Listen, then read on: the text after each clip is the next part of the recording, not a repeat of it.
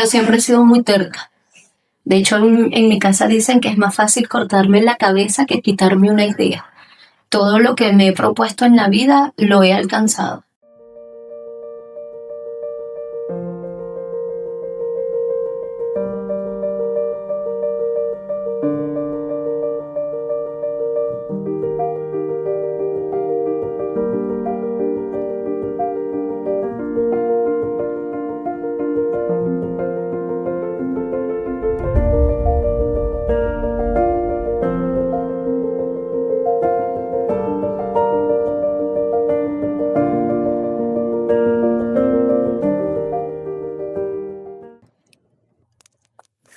Sean todos bienvenidos y bienvenidas a un nuevo episodio de Historias de Vida.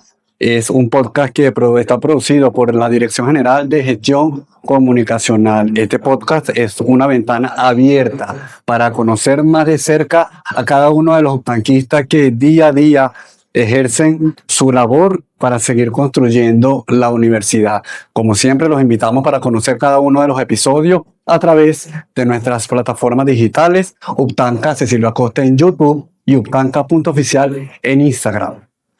Hoy nos encontramos aquí en uno de los laboratorios del Núcleo de Tecnología y Ciencias Administrativas para recibir con todo el gusto del mundo a la directora propia del núcleo, Bersay Vanessa Corrales, quien además es la coordinadora del Programa Nacional de Formación en Procesamiento y Distribución de Alimentos. Profesora Bersay Vanessa, bienvenida a Historias de Vida. Gracias. Un placer acompañarles. Aquí siempre hay una historia que contar y esta historia es interesante. Bersay Vanessa Corrales, ¿cómo se siente en ser parte aquí de la UTANCA y sobre todo por tener esta doble amor, si se puede decir, doble función, directora de núcleo y coordinadora del PNF en uno de las profesiones que está marcando hito aquí en la universidad para impactar en la región? ¿Cómo ha sido ese juego de doble responsabilidad? Bueno, ha sido un reto. Ha sido un reto estar frente a una dirección de núcleo, estar frente a la coordinación de un PNF que está creciendo y está emergiendo dentro de la universidad, que es procesamiento y distribución de alimentos. Es construirlo en conjunto con los estudiantes y con las autoridades y a través de esa experiencia tanto académica como profesional que ha llevado, pues bueno, a lo poco que están viendo hoy, que es este laboratorio de análisis físico-químico. Entonces es un reto y a la vez es un sueño cumplido estar en el sector universitario. Y además que me imagino que ha sido también una experiencia súper nutritiva, porque hay que decir que su trayectoria se basa en esa formación profesional en la educación. No solamente usted es profesora o docente de profesión, sino que ha tenido un largo camino de estudios sobre todo en las nuevas tendencias pedagógicas que llaman mucho la atención. ¿De qué manera cree que desde su aporte pudiera quizá impactar o innovar aquí en la manera de educar en la UTANCA y desde el núcleo de tecnología? Fíjate cómo lo mencionas. Yo soy docente de origen. Yo tengo 20 años ejerciendo la docencia desde distintos ámbitos, desde el ámbito de educación media general, en el ámbito universitario, desde la andragogía. Han sido muchas las experiencias que he tenido la oportunidad de obtener a lo largo de este tiempo y cada vez me convenzo más que el rol del docente en la actualidad ya no simplemente es dar conocimiento, sino es mediar el aprendizaje a través de las distintas estrategias que puedan haber y sobre todo mostrarle al estudiante que en ellos está la capacidad de aprender, porque nosotros debemos ser autodidactas y generar ese pensamiento crítico para que podamos formar ese ciudadano que queremos. El estar aquí en este laboratorio para mí es significativo porque yo soy profesora de biología. Entonces, bueno, es mi área, es lo que me apasiona y transmitir ese amor por la ciencia es para mí de verdad bastante satisfactorio día a día. Una vez ya asumido ese reto, como dice usted, del núcleo, porque primero creo que fue la coordinación del PNF, ¿no? ¿Cómo asumió esa responsabilidad y luego cómo asumió el reto de la dirección del núcleo y cómo se puede fusionar ambas cosas? La dirección del núcleo obviamente fue un reto que no me lo esperaba dentro de mi experiencia. Obviamente he sido directora de otras instituciones. Yo fui directora de un colegio muy grande, San Diego de Alcalá, y obviamente las dinámicas son diferentes porque este es el sector universitario y cuando me hicieron la propuesta casi que de segundos, no fue una propuesta, es como una tarea. Y uno dice, bueno, cuando uno nace para una cosa, uno simplemente dice, así lo haré y entra en función. No, y uno es el tamaño del reto que se le presenta, ¿verdad? El resto y hay cosas que uno pide y se manifiestan y uno tiene que asumirlo en el momento que toca.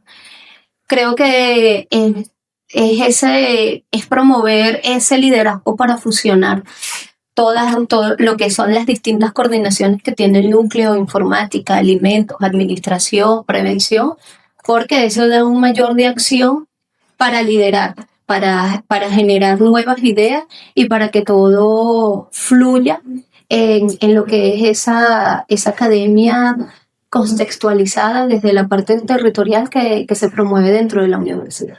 ¿Y ha tenido alguna visión desde todo ese proceso que ha tenido desde la dirección y la coordinación? ¿Alguna visión estratégica que, mire, yo asumo este reto, pero yo quiero cambiar esto, quiero fortalecer esto? ¿Qué se le ha ocurrido? Aquí hay una visión estratégica día a día. Aquí debemos trabajar en función a eso, porque estamos nada más y nada menos que moldeando profesionales. Y de acuerdo al contexto que se mueve día a día, pues nosotros tenemos que de alguna manera transformar cada uno de esos espacios para que nuestros estudiantes obtengan las herramientas necesarias para poder enfrentarse a ese mundo profesional que cada vez es más exigente.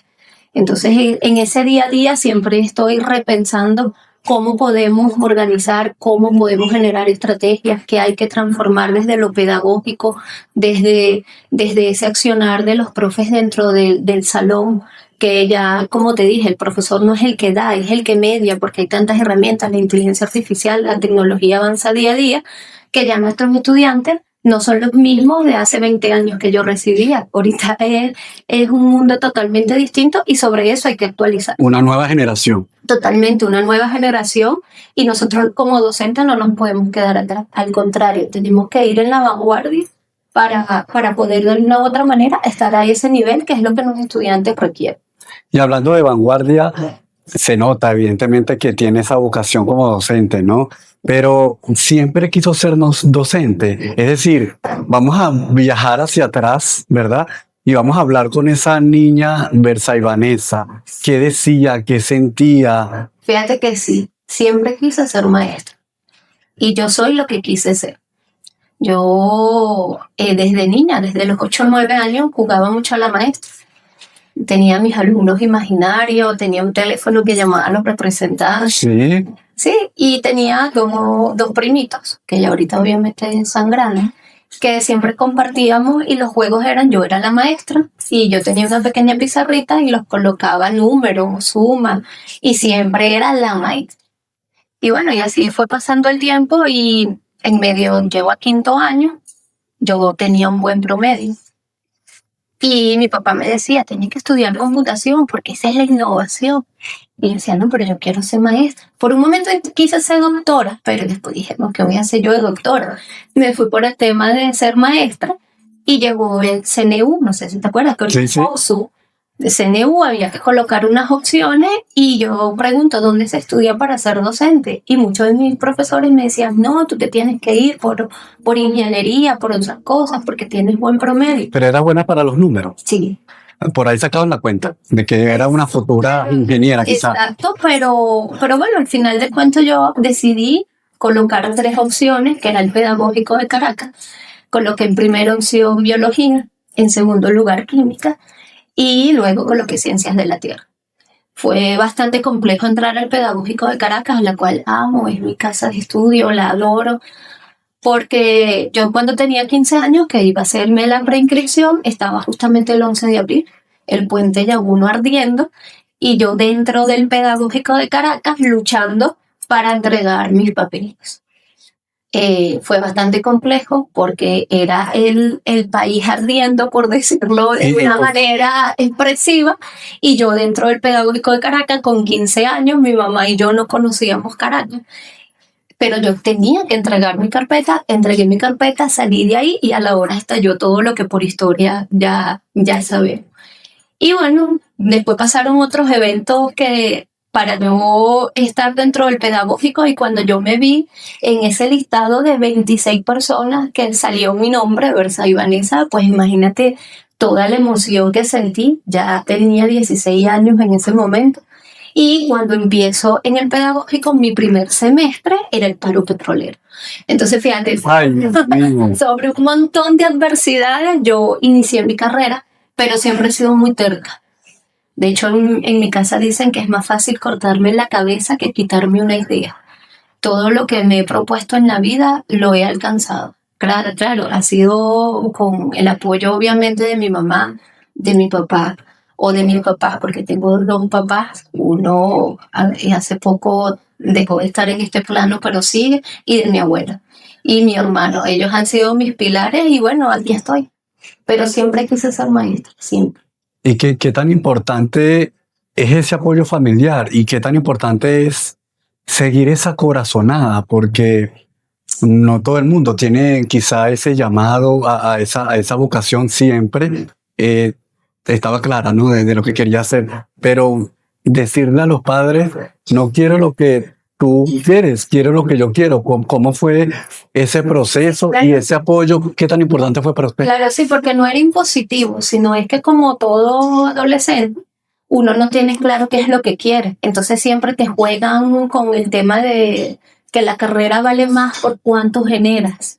Entonces siempre están esos conflictos y eso todavía está. Entonces, claro, la gente te empieza a dar opiniones, pero al final del cuento, pues bueno, creo que dentro de tu misión de vida estás enseñando. ¿Y qué opinión mereció su familia cuando ya decidió decir, no, es que yo quiero ser maestra? Nada, me apoyaron. De hecho, bueno, hasta la actualidad he tenido la oportunidad de estar en muchos espacios. Nunca abandono el aula porque ese es el cable a tierra de todo profesor. Uno tiene que mantenerse en aula porque eso es lo que te da ese cable a tierra de la realidad. Porque a veces los cargos gerenciales, ¿sabes?, te apartan un poquito de la realidad. Pero cuando tú estás en el aula, compartes con los estudiantes, los escuchas, ellos son los que nos guían mejor a nosotros para saber cómo lo estamos haciendo. Si lo estamos haciendo bien o siempre hay que mejorar, pero ¿qué cosas hay que mejorar? Y más allá del apoyo, ¿qué significa la familia para Versa y Vanessa? Bueno, mi familia es mi todo, es lo que me sustenta. Sin embargo, claro, es mi todo, pero a veces yo soy un poco aislada del mundo, pero sigue siendo mi pilar. Mi mamá, mi abuela, mi hermano, ellos son mi pilar. Y se ha atrevido a soñar, obviamente que sí, ¿qué le falta a Versa y Vanessa para quizás lograr las metas? Sigue soñando, sigue luchando, sigue creando. ¿A dónde se ve en un futuro Versa y Vanessa? Mira, todos los días sueño, porque creo que ese es lo que nos mantiene en donde estamos. Y más ahorita en la actualidad que muchas personas desmeritan esta profesión. Yo sigo soñando y creo que hay que seguir educando desde el amor, educando desde lo que somos, reconociéndonos unos a otros, porque en la medida que nos reconocemos es que vamos siendo más humanos. Y sí, ¿dónde me veo? Mira, no sé, donde Dios y el universo decidan que a mí me corresponde estar, porque yo siempre creo que uno llega a los lugares porque uno necesita de esos lugares y los lugares necesitan de uno. Y bueno, yo siempre estoy preparada para cualquier reto, porque comúnmente todos los retos que me tocan son así como rápidos. No me dan chance a una preparación mental, sino así fui directora de San Diego, fui directora, yo soy supervisora, soy directora del núcleo. Entonces cuando vienes a ver, es porque te toca. Y entonces, como tú dices, uno tiene que colocarse del tamaño del reto que coloca. Y en ese proceso de formación como docente, ¿cuál fue como esos retos que tuvo que enfrentar más allá de las situaciones que había contado previamente? Pero en la formación como tal, ¿había obstáculos? ¿Había momentos en que quizá dijo, wow, esto es complicado, simplemente le daba hacia adelante y estaba totalmente clara, o sea, cuál era el norte? Ahí había situaciones difíciles ahí, ¿cómo fue esa experiencia? Siempre han habido situaciones difíciles. Como te digo, siempre he sido un poquito terca y constante. Sin embargo, yo tengo, como toda persona, una frustración y es que yo en medio de mi carrera quise ser genetista humana, porque era mi área. Yo quería hacer era posgrado en genética. De hecho, concursé y califiqué en la Universidad Simón Bolívar. Yo tendría que como 23 años, 24 años, y quedé.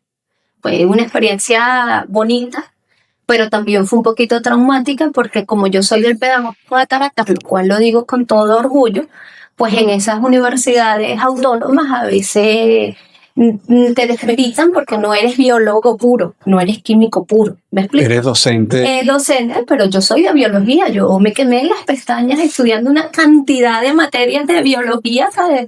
En esa carrera. Claro, que un montón, me quemé las pestañas al igual. Y no lo toman en cuenta. A veces no.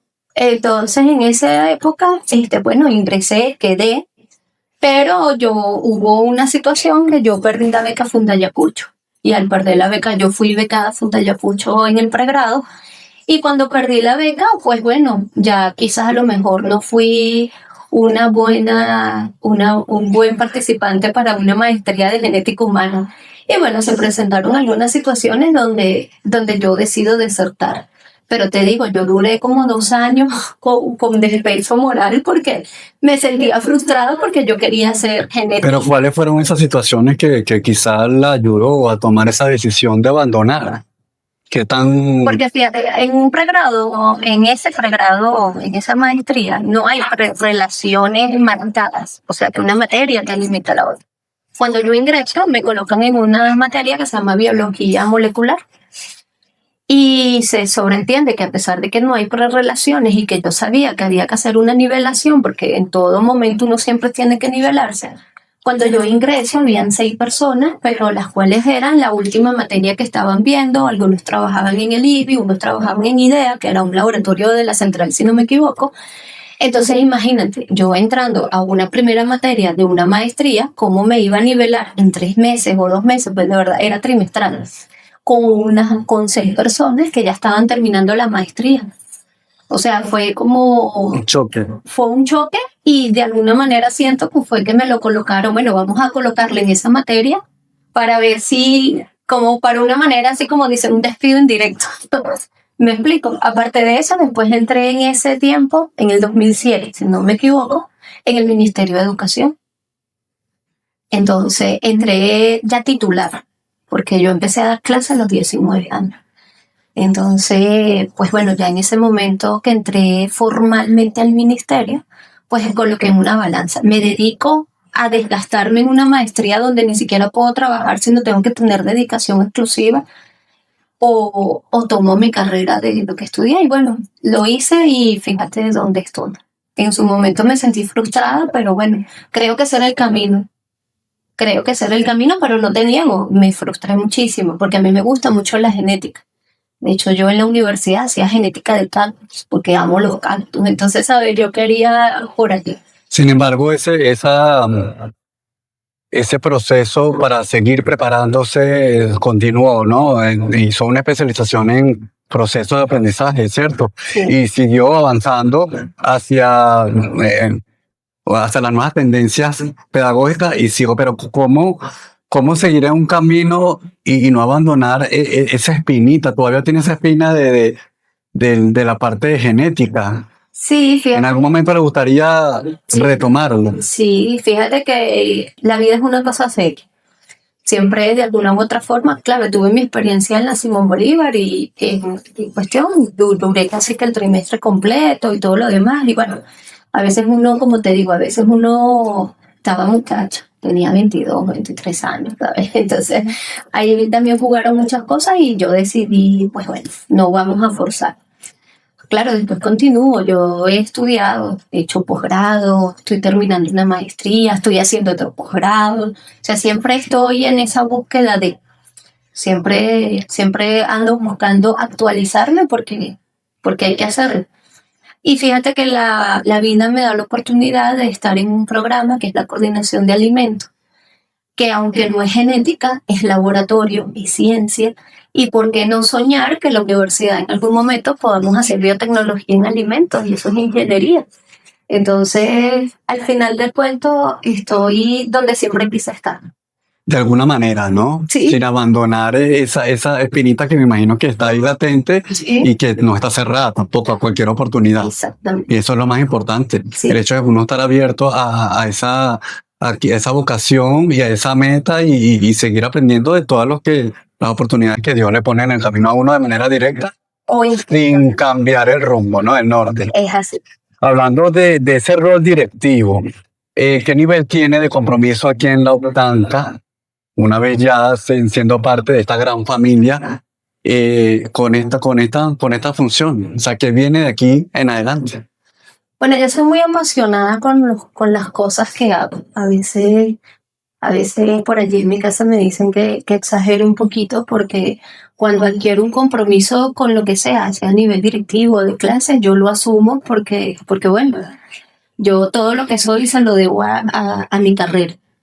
A mi carrera, lo que soy se lo debo es al haber estudiado docencia y al haber avanzado y incursionado durante mucho tiempo en muchas funciones, porque he tenido la oportunidad, para bien o para mal, como dicen, pero lo he hecho. Y obviamente el compromiso con la universidad está firme y por eso día a día estamos a la vanguardia, buscando, mejorando. Y con el programa de alimentos, pues es como un hijo. O sea, va como un hijo, va creciendo, lo vamos fortaleciendo, vamos buscando. Me llena de emoción cuando tenemos esto, los reactivos, los microscopios, cuando veo a los muchachos haciendo ciencia. De verdad que es como vivir a través de ellos. Ok, en cuanto al programa, ya vamos para allá. Aquí todavía estamos con el núcleo. ¿Qué proyectos tiene? ¿Tiene alguna visión, como le dije al principio? ¿Qué le gustaría hacer? Porque fíjate, aquí tenemos obviamente 4 núcleos, incluyendo el de posgrado, pero este núcleo de tecnología y ciencia administrativa, aun cuando quizá el de salud y deporte, quizá a nivel de infraestructura es más grande, quizá que hay como más movimiento, ¿no? ¿Qué ventajas tiene este núcleo y por qué este núcleo y qué le gustaría lograr en este núcleo? Fíjate, sí, ciertamente. Este núcleo quizás en infraestructura, como tú lo comentas, se ve pequeño al lado de salud y deporte. Pero bueno, aquí tenemos muchas bondades. Tenemos muchísimas. Tenemos informática, tenemos administración, prevención y ahorita estamos en un proceso de transformar cada uno de esos PNF porque lo que egresemos debe de responder al requerimiento del país. Entonces ahorita uno de los retos que tenemos a nivel académico, pedagógico, es la transformación curricular. Y sobre eso estamos trabajando todo el equipo, docentes, los docentes involucrados en cada una de sus unidades, los coordinadores, para lograr actualizar y tener ese perfil de un profesional que cuando salga a la calle tenga las competencias para competir y sienta ese orgullo de decir yo soy egresado de la UNAC, así como lo siento yo del pedagógico, porque eso es lo que llena al profesional. Y bueno, sobre eso estamos trabajando, porque esa es la columna vertebral, el trabajar la parte pedagógica y bueno, cohesionar el equipo, trabajo de liderazgo, porque todo eso contribuye a una transformación, no solamente los temas académicos. Exactamente, y como coordinadora, ahora sí, entramos en materia como tal, como coordinadora de este Programa Nacional de Formación en Procesamiento y Distribución de Alimentos, ¿de qué manera ve el futuro de estos nuevos profesionales, no? De alguna manera, la Optanca está haciendo historia en esta formación y ¿cómo ve el futuro de estos profesionales? Realmente el mercado ¿cómo ve el mercado? ¿Está preparado para nueva generación de profesionales en esta área? ¿Cómo ve el impacto en la región cuando salga estos profesionales? Claro, fíjate, el impacto es bastante significativo porque nosotros desde nuestro programa estamos fomentando lo que es la soberanía alimentaria. No solamente el procesar a través de una empresa, sino que podamos también generar esa soberanía que es la que requiere el país, porque para eso es que estamos, para formar para lo que estamos egresando. Y por eso es que día a día seguimos trabajando en diferentes estrategias para que se puedan dar todos los conocimientos necesarios para que cuando ellos salgan sean realmente esos ingenieros que se necesitan. Porque ellos salen egresados de TCU y luego salen como ingenieros. Para los que no saben de qué se trata esta profesión, ingeniería en procesamiento y distribución de alimentos, básicamente cuál es el perfil del egresado. Fíjense, en el TCU, pues eso, ellos aprenden técnicas de procesamiento y distribución de alimentos, ¿ok? Con distintas técnicas. De hecho, ellos ven microbiología, ven análisis físico-químico, ven la parte de higiene, inocuidad. O sea, ellos están formados porque ellos deben de tener la capacidad de estar en una empresa y poder aplicar las normas necesarias para que ese alimento pueda ir al mercado, porque estamos trabajando con algo que va a beneficiar a la población. Entonces debe de tener ciertos parámetros. Y en el caso del ingeniero, ya que es con el cuarto año, pues bueno, el perfil establece que ellos deben de tener una capacidad no solamente para procesar o para aplicar técnicas, sino para generar líneas de producción, ¿ok? Para diseñar líneas de producción basado en todo lo que ellos ya adquirieron en el primero y en el segundo trayecto, que son todas las prácticas de inocuidad. Como digna representante de la UTANCA, si yo le pregunto por qué deberían estudiar aquí en la UTAN, ¿qué pudiera decir? Aquí deberían de estudiar porque todos estamos abocados a aprender haciendo. Primero es aprender haciendo y que nosotros buscamos que ese aprendizaje sea contextualizado, no un aprendizaje aislado de la realidad, porque en la medida que aprendemos en el contexto es donde ese aprendizaje se vuelve significativo. Y siempre la UTANCA tiene esa posibilidad para que ellos hagan sus propuestas y la UTANCA desde una u otra forma la fortalece para poder promover la calidad dentro de cada uno de sus espacios. Aquí es una educación compartida. ¿Seguirá soñando Versadi Vanessa? ¿Seguirá siguiendo sus sueños? ¿Seguirá persiguiendo esa meta para ya consolidarse como profesional sin dejar cabos sueltos? ¿Cómo se imagina en el futuro a Versadi Vanessa Corrales? Siempre hay que seguir soñando. Cabos sueltos probablemente siempre hay, porque en la medida que uno va viviendo, se da cuenta que siempre hay cosas que mejorar y aprender. Creo que el día que pensemos que no tenemos que aprender nada, ese día no tiene sentido vivir. Entonces, día a día hay que seguir aprendiendo, hay que seguirse consolidando como profesionales. Siempre van a haber nuevos retos. Y en la medida que hay retos y que uno siente como esa sensación de miedo en el estómago, es porque uno está vivo y va a hacer las cosas bien. El día que pensemos que no las sabemos todas y que no tenemos que mejorar y que ese reto es cualquier cosa, ese día hay que reflexionar uno y decir qué estoy haciendo. Un mensaje final para toda esa comunidad utanquista que semana y semana nos ve en cada episodio y conoce cada historia de lo que hacen vida aquí en la universidad. ¿Qué le pudiera decir sobre todo como ese ejemplo de lucha, ¿no? Que quizá esa terquedad sirve como uno como ser humano para seguir los sueños y seguir el norte y sobre todo dejando una huella en cualquier entorno que uno se desenvuelva, directivo, en cualquier área? ¿Qué mensaje le pudiera decir como ejemplo también a nuestra comunidad estudiantil? Yo siempre le digo a mis estudiantes que hay que enamorarse de lo que hacemos. En la medida que nos enamoramos de lo que hacemos, eso nos va a permitir día a día avanzar y querer mejorar y hacer las cosas bien.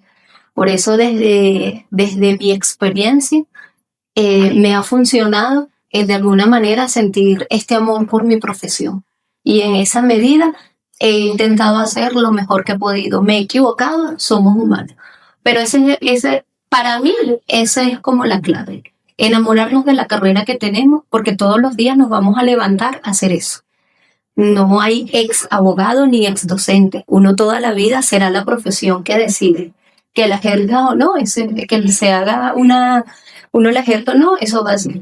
Pero es eso. Y en la medida que ellos estén convencidos que esa es su vocación y que eso es lo que quieren hacer todos los días, lo demás viene. Pero si no estamos convencidos de que quiero ser administrador, informático, prevencionista, enfermero, mira, allí es poco lo que uno puede hacer. Y es tan importante disfrutar también de lo que uno hace, ¿cierto? Totalmente. Yo disfruto todos mis días. No te digo que no me estreso, todos los días renuncio, que renuncio en el sentido de que digo, ya, no sigo, no es mucho en todas las funciones, porque en el aula, pero después es eso, es ese amor otra vez que te vuelve a decir, pues usted sigue porque esto fue lo que usted eligió para su vida.